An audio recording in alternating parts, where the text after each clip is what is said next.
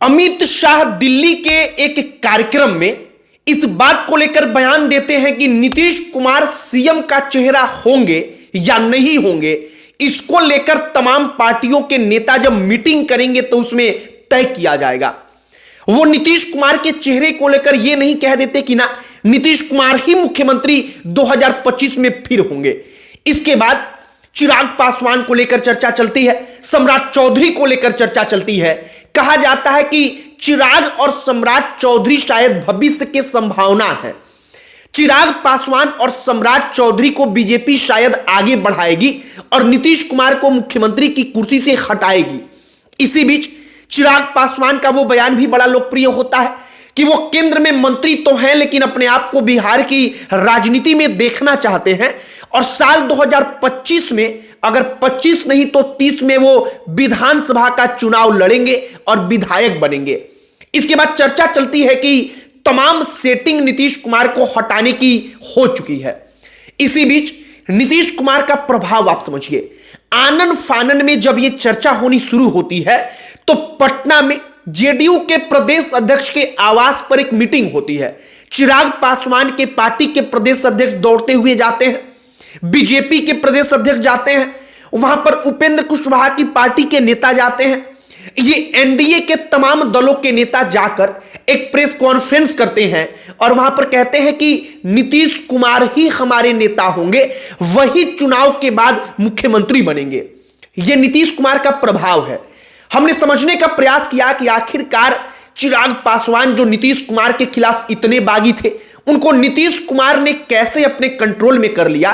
नीतीश कुमार के खिलाफ जो बीजेपी बोलती थी, जो कहती थी कि अब तो सीएम नहीं रहेंगे, उनको कैसे कंट्रोल में कर लिया। इन तमाम चीजों के बारे में हमने सोचा कि एक वीडियो बनाकर आपको बताया जाए कि केंद्र सरकार इस वक्त पर कृपा पर चल रही है। चंद्रबाबू नायडू टीडीपी के नेता हैं, जो आंध्र प्रदेश में मुख्यमंत्री हैं, उनकी सरकार चल रही है और उनके कृपा पर और बिहार के मुख्यमंत्री नीतीश कुमार के कृपा पर, उनकी पार्टी की कृपा पर बीजेपी केंद्र में टिकी हुई है। और उसी का असर यह हुआ कि नीतीश कुमार के खिलाफ जब माहौल बनता है तो पूरी की पूरी दिल्ली हिल जाती है और आनन फानन में मीटिंग करके यह डिक्लेयर किया जाता है कि नीतीश कुमार ही हमारे सीएम होंगे। हम आपको पूरी कहानी बताएंगे कि नीतीश कुमार इस उम्र में भी जो ये तमाम नौजवान हैं, चिराग पासवान, तेजस्वी यादव, इन तमाम लोगों पर भारी कैसे हैं। आगे बातचीत करने से पहले हमारा नमस्कार स्वीकार करिए। हमारा नाम मोहित कुमार सिंह है और सबसे पहले राजनीति में जो महत्वपूर्ण चीज होती है वो होती है परिस्थिति।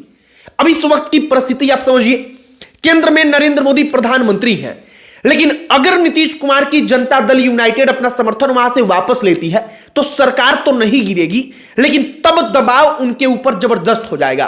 क्योंकि अगर इसके बाद जो टीडीपी है, चंद्रबाबू नायडू की पार्टी, अगर उस पार्टी ने हाथ अपना खींचा तो प्रधानमंत्री नरेंद्र मोदी को अपनी कुर्सी छोड़नी पड़ सकती है। इस वक्त पर नीतीश कुमार भी जानते हैं इस बात को, भारतीय जनता पार्टी भी जानती है। अब इसका असर आप समझिए। इसका असर यह हुआ कि उधर अमित शाह एक टीवी चैनल के कार्यक्रम में कह देते हैं कि 2025 का सीएम कौन होगा यह हम थोड़ी बताएंगे।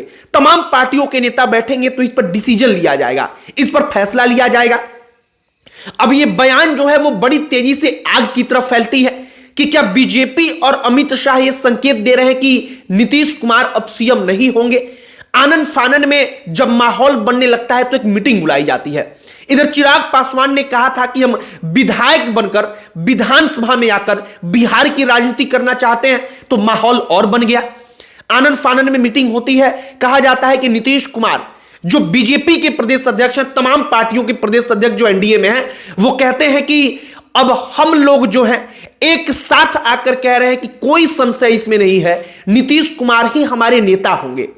अब हमने गौर किया, हमने सोचा कि अगर आंध्र प्रदेश की सरकार चल रही है तो क्या वो भी तो बीजेपी के सपोर्ट से टीडीपी चल रही है, एनडीए की सरकार चल रही है। तो अगर केंद्र में चंद्रबाबू नायडू कोई दिक्कत पैदा करेंगे तो क्या आंध्र प्रदेश में बीजेपी उनको नहीं दिक्कत पैदा कर सकती। हमने जब इसका डेटा खोला तो पता चला कि आंध्र प्रदेश में 88 सीट बहुमत के लिए चाहिए और जो चंद्रबाबू नायडू की पार्टी है वो 100 से बहुत ज्यादा सीट पर चुनाव जीतकर पूर्ण बहुमत से अकेले सरकार चला सकती है। मतलब उनको किसी की जरूरत है ही नहीं आंध्र प्रदेश में सरकार चलाने के लिए। और नरेंद्र मोदी और बीजेपी जानते हैं कि अगर नीतीश कुमार इधर से उधर हुए तो बिहार तो हाथ से जाएगा ही, कंफर्म है।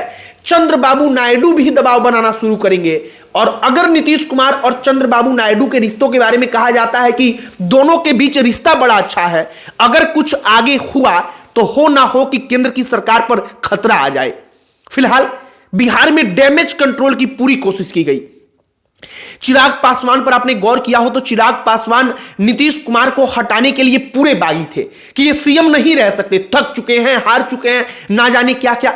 वो दिन रात अब तारीफ कर रहे हैं। तारीफ इसलिए कर रहे हैं क्योंकि बीजेपी ने कहा है कि तारीफ करिए, वरना इस वक्त पर परिस्थिति ऐसी है कि केंद्र में शायद अगर सरकार गिर गई तो आप मंत्री भी नहीं रह पाएंगे।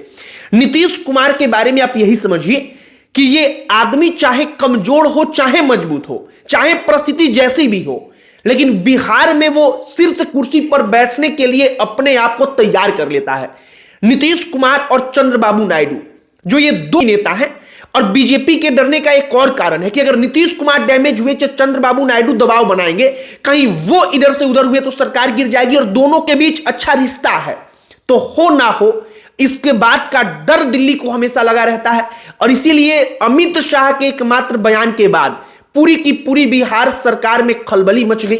बीजेपी जो दिल्ली है, केंद्र है, वहां पर खलबली मच गई। और इसके बाद आनन फानन में एनडीए के तमाम नेताओं को, तमाम पार्टियों के नेताओं को बुला करके एक प्रेस कॉन्फ्रेंस करके मीटिंग में कहा गया कि ना, नीतीश कुमार ही 2025 में चेहरा होंगे और वही चुनाव के बाद मुख्यमंत्री बनेंगे।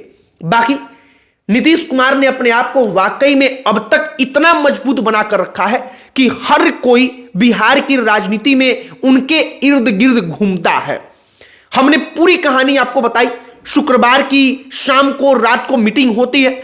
मीटिंग के बाद से तमाम चीजें क्लियर की जाती हैं और बीजेपी के अमित शाह ने जो कहा था उसको कंट्रोल करने की, जो डैमेज हुआ था उस डैमेज को मिटाने का प्रयास किया गया।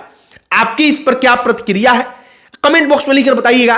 और एक और सवाल हम पूछेंगे कि क्या वाकई आपको लगता है कि जब तक नीतीश कुमार ठीक है, वो चल पा रहे हैं, बोल पा रहे हैं, तब तक वो सीएम की कुर्सी पर बने रहेंगे?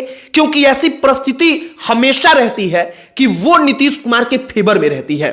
इस पर भी आपकी राय जो है कमेंट बॉक्स में लिखकर बताइएगा। हम आपके कमेंट का इंतजार करेंगे। बाकी वीडियो यहीं पर समाप्त करते हैं। अंत में हमारा परिचय, हमारा नाम मोहित कुमार सिंह है। बहुत बहुत धन्यवाद।